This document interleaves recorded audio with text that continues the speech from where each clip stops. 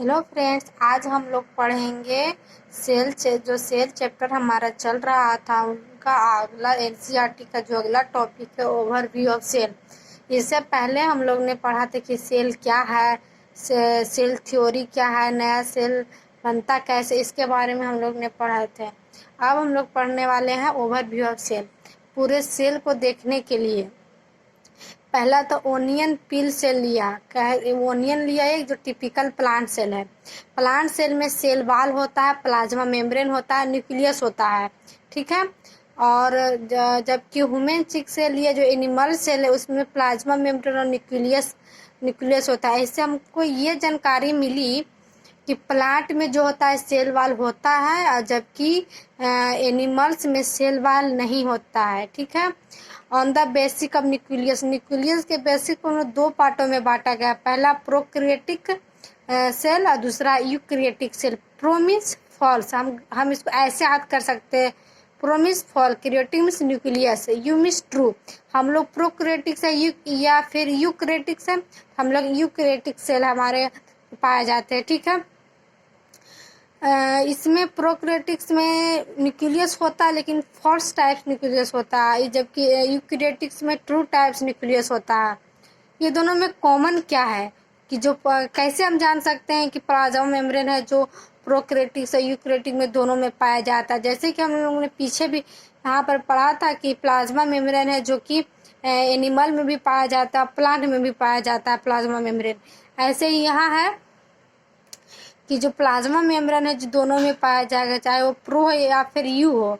Ribosome दोनों में पाया जाएगा। ये ऐसा मतलब राइबोसोम दो होता है, 70S होता है, 80S होता है, लेकिन होता तो राइबोसोम है। इसमें होता है प्रो में होता है 70S, इसमें होता है 80S, लेकिन होता तो दोनों में राइबोसोम। इसलिए कॉमन थिंग में हम राइबोसोम भी बोल सकते हैं कि प्रो में भी और यू में दोनों में राइबोसोम होता है। साइटोप्लाज्म भी दोनों में होता है। ये सब के बारे में हम लोग डिटेल से आगे पढ़ेंगे। पहले मतलब सिंपल से याद रखते हैं कि प्लाज्मा मेम्ब्रेन होता है, राइबोसोम होता है, साइटोप्लाज्म होता है।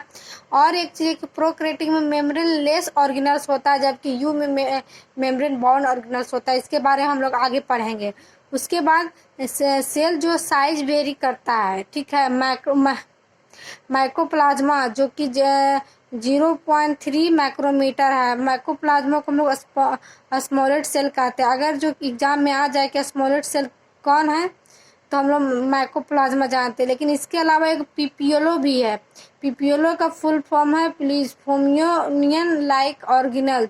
इसका 0.1 माइक्रोमीटर। अगर ऑप्शन में माइक्रोप्लाज्मा ना देख के पीपीओलो दे दिए या फिर स्मॉलेट सेल पूछा क्वेश्चन में 0.3 के अलावा 0.1 दे दिए तो 1 मार्क कीजिएगा, पीपीओलो वाला मार्क कीजिएगा। 0.1 दोनों तो आ नहीं सकता है। अगर दोनों में से कोई अगर एक दिया हुआ 0.3 तब 0.3 मार्क कीजिएगा, अगर 0.1 दिया हुआ तो 0.1 मार्क कीजिएगा। उसके अलावा लॉन्गेट सेल हमारे पूरे बॉडी में नर्व सेल होते हैं क्योंकि बहुत लंबा होता है, हर एक जगह पे जाना होता है। तो लॉन्गेस्ट सेल हमारा नर्व सेल हो गया। लार्जेस्ट सेल ऑस्ट्रिच ईग हो गया। साइज ऑफ बैक्टीरिया का जो साइज है जो 3 से 5 माइक्रोमीटर है। आरबीसी का जो डायमीटर है 7 डायमीटर है, ठीक है।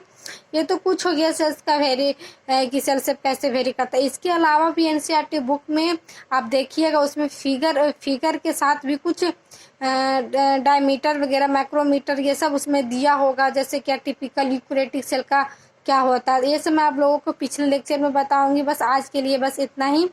अगर आप अभी तक मेरे चैनल को सब्सक्राइब नहीं किए तो कर दीजिए।